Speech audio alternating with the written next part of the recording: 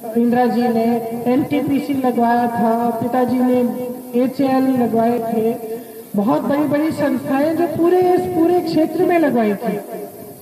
आज स्थिति यह है कि इन संस्थाओं को या तो बेच डाला है या फिर सरकार बेचने की योजना कर रही है। रेलवे तक को बेचने की योजना हो रही है। अब यही वो संस्थाएं थी जिनमें से रोजगार बनते थे। आपको कहते हैं कि एक धर्म से आपको चिंतित होना चाहिए या दूसरे धर्म को असुरक्षित महसूस करवाते हैं या अपनी जाति की बातें करते हैं। इससे क्या होता है? किसकी भलाई होती है? पेट भरता है?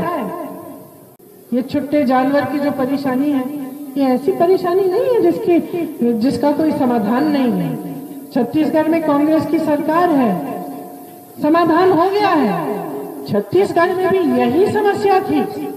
क्या किया कांग्रेस की सरकार ने? कांग्रेस की सरकार ने कहा कि जो छुट्टे जानवर को घर में रखकर उसका देखभाल करेगा उससे सरकार 2 रुपए किलो में गोबर खरीदेगी। तो लोगों ने घर पे रखना शुरू किया। सरकार ने गोबर खरीद के स्वयं सहायता समूह को दिलवाई, उसमें से गोबर गैस बनवाया, उसमें से अच्छी खाद बना दी। गोबर काम आ गई जनता की, जानवरों का देखभाल हो गया, उससे कमाई भी हो गई।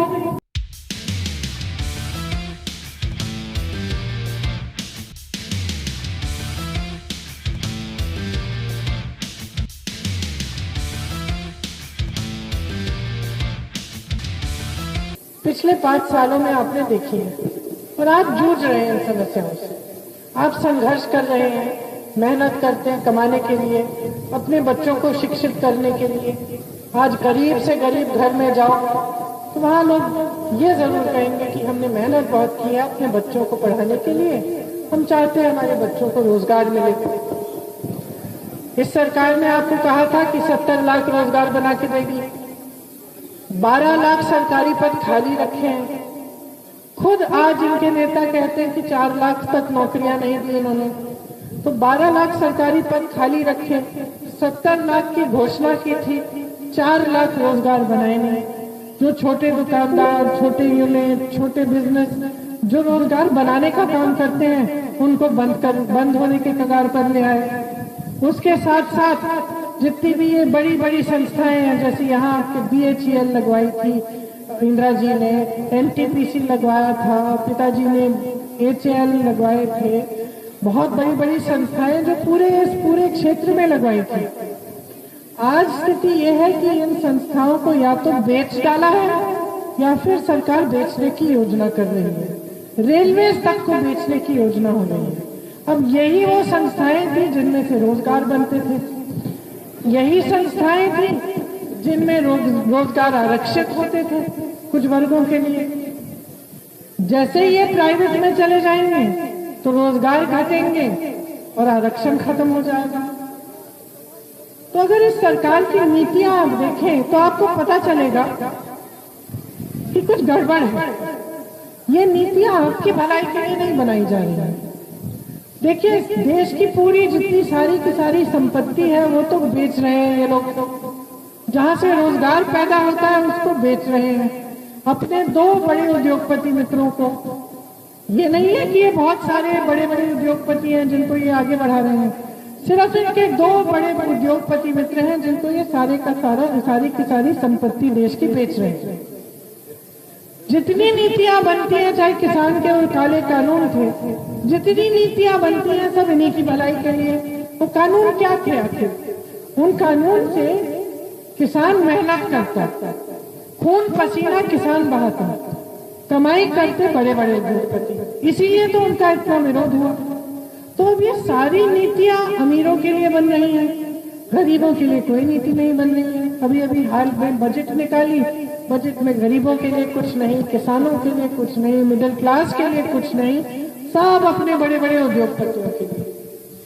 और अगर आप देखें कि ठीक है, प्रधानमंत्री मोदी जी आते हैं, यहाँ की सांसद आती हैं, मुख्यमंत्री आते हैं, तो आपको कहते हैं कि हमने राशन दिलवाया, कि आपके खाते खुलवाए और आपके खातों में हमने पैसा डलवाया। तो मैं पूछना चाहती हूँ कि ये जो राशन दिलवा रहे हैं, ये जो खातों में पैसा डलवा रहे हैं, सबसे पहले तो ये इन्होंने तेजी से करना शुरू तभी किया जब चुनाव आने वाले हैं। दूसरी बात, क्या इस राशन के बोरे से आपका भविष्य बन पाएगा? आप नौजवान हैं, मेरे सामने खड़े हैं, आपको हर महीने चलो राशन भेज दिया एक बोरा, क्या आप भविष्य बना पाएंगे, कमा पाएंगे? आपको अपने बड़े होकर अपना परिवार बनाना है, बीवी बच्चों की देखभाल करनी है, आपकी बीवियों के लिए भी रोजगार चाहिए, आपके लिए भी रोजगार चाहिए, वरना कमाओगे कैसे? एक बोरे राशन से तो कमाई नहीं होगी, थोड़ा सा पेट भर जाएगा बस। लेकिन तो ये सरकार सोच क्या रही है, इसकी सोच क्या है, विचारधारा क्या है? अब चुनाव के समय आते हैं तो 2-3 बातें करते हैं। सबसे पहले तो ये राशन और खाते में पैसे डालने की बात करते हैं, जिससे वो सोचते हैं कि आपके वोट मिल जाएंगे। दूसरी बात करते हैं धर्म की, जाति की, जो आपके जज्बातों को उभारने वाली बात होती है। आपको कहते हैं कि एक धर्म से आपको चिंतित होना चाहिए, या दूसरे धर्म को असुरक्षित महसूस करवाते हैं, या अपनी जाति की बातें करते हैं। इससे क्या होता है, किसकी भलाई होती है? पेट भरता है, रोजी रोटी कमाई जाती है, किसकी भलाई हो रही है इन बातों से? सिर्फ राजनीतिक दलों की और उन नेताओं की जो उस राजनीतिक दल के हैं, सिर्फ वो आगे बढ़ेंगे इन बातों से। आपका विकास नहीं होगा।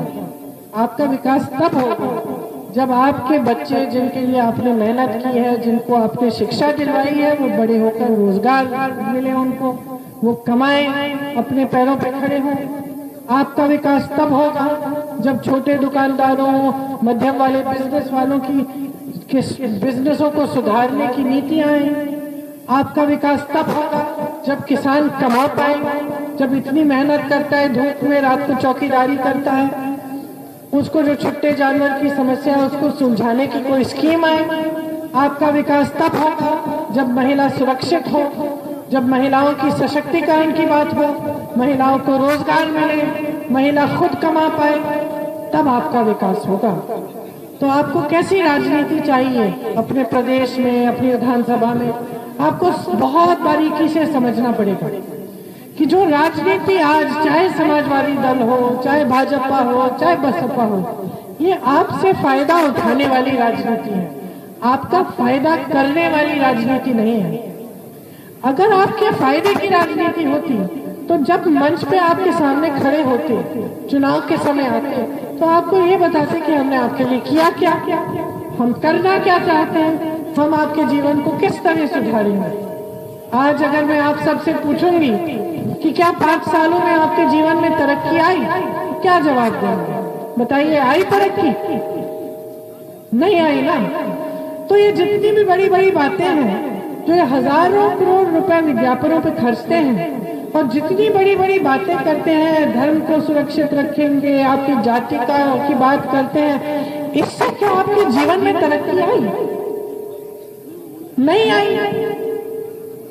इनकी तो योजना है, इनकी योजना है कि आपको गरीब रखें, आपको उस बोरे राशन पर निर्भर बना दें, आपको 1-2 हजार रुपयों पर निर्भर बना दें, आपके नौजवान बच्चों को बेरोजगार रखें, ताकि इनकी जो राजनीति है वो आगे बढ़े। अब आप पूछोगे कैसे?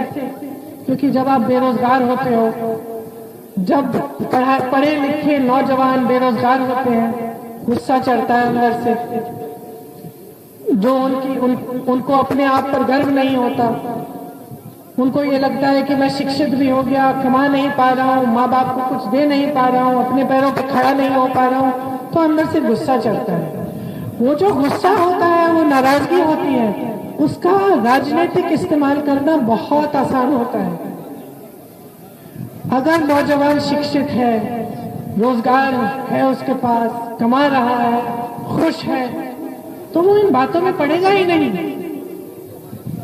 ये जो इधर उधर की बातें हैं, भटकाने वाली बातें हैं, वो तो पूछेगा कि भाई रोजगार दे दिया, चलो मेरी सड़क बनाओ, मेरा नल लगवा, मेरे यहाँ बिजली क्यों नहीं आ रही है? तुम तो कह रहे थे कि मेरा रोजगार, मुझे रोजगार के मौके दे रहे हो, उद्योग क्यों नहीं बनाए मेरी विधानसभा में? तो ये नहीं चाहते कि आप ऐसे सवाल करें, ये चाहते हैं आप गरीब रहें, आप निर्भर रहें, आप सशक्त भी रहें।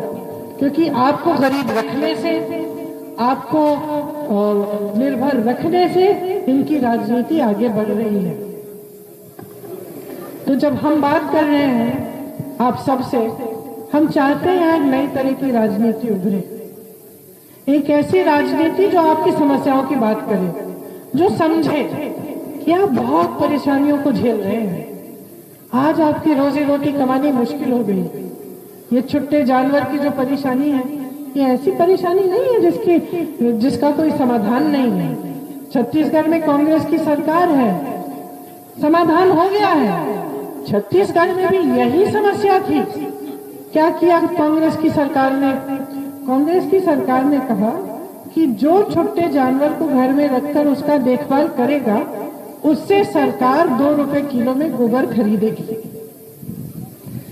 तो लोगों ने घर पे रखना शुरू किया। सरकार ने गोबर खरीद के स्वयं सहायता समूह को दिलवाई, उसमें से गोबर गैस बनवाया, उसमें से अच्छी खाद बनवा दी। गोबर काम आ गई जनता की, जानवरों का देखभाल हो गया, उससे कमाई भी हो गई और ये समस्या हल भी हो गई। अब 5 सालों से भाजपा की सरकार है। मुख्यमंत्री जी बहुत बड़ी बड़ी बातें करते हैं, पाकिस्तान की बातें, बुलडोजरों की बातें, आतंक की बातें, लेकिन ये एक समस्या नहीं सुलझा पाए। क्यों? क्योंकि बिल ही नहीं है ना। ये आपके हित में काम करने का बिल ही नहीं है, मन ही नहीं है। वो तो इन बड़ी बड़ी बातों को फैला के आपके वोट लेना चाहते हैं। इसी तरह से रोजगार की बात करिए। जब 12 लाख पद खाली पड़े हैं तो आप सब तो बेरोजगार हो। क्या आप दिख नहीं रहे हो इस सरकार को? जहां जहां जाती हूँ मुझे तो दिखते हैं नौजवान। मैं हमेशा पूछती हूँ कि भाई रोजगार है, हमेशा वही जवाब मिलता है, नहीं है। सरकार को क्या 12 लाख नौजवान बेरोजगार दिखे नहीं कि वो पद भर सकते थे? नहीं भरे। क्यों नहीं भरे? क्योंकि आपके हित में काम नहीं कर रहे। इसी तरह से महंगाई को लीजिए। कांग्रेस की सरकार ने कहा है, जैसे छत्तीसगढ़ में 2500 रुपए के लिए खरीद रहे हैं आपसे धान गेहूं। हम कह रहे हैं कि भाई सरकार आएगी तो हम खरीदेंगे, आपकी मदद होगी, महंगाई का सामना कर सकते हो। पेट्रोल डीजल के दाम इतने चल रहे हैं। उत्तराखंड में कांग्रेस की सरकार अगर आएगी, वो कह रहे हैं कि हम इससे ज्यादा बढ़ने नहीं देंगे, अगर बढ़ेगी तो सब्सिडी करेंगे, सरकार देगी वो पैसे। सरकार कर सकती है। ये ऐसी चीजें नहीं है जो सरकार के मतलब दायरे से बाहर है। ये सारी समस्याएं ऐसी समस्याएं हैं कि इनका समाधान है, बशर्ते सरकार इनका समाधान करना चाहे।